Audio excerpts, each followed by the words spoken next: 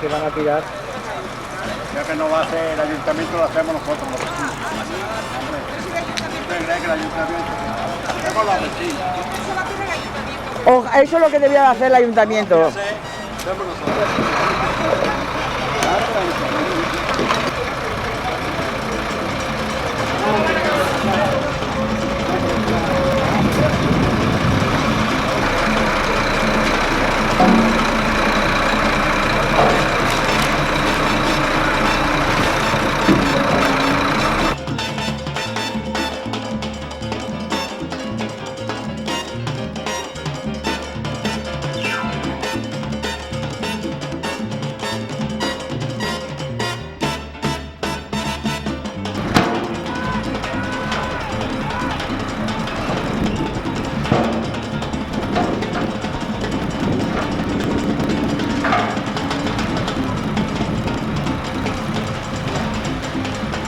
La prueba que han montado cuando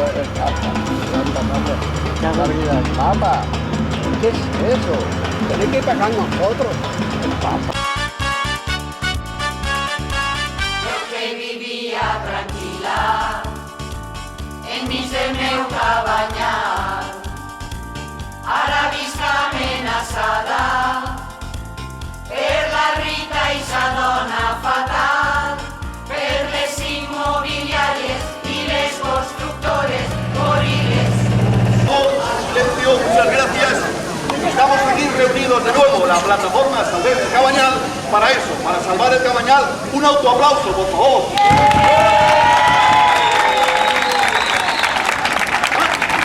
Y si este autoaplauso no hubiera sido suficiente, vamos a dar un segundo aún más caliente.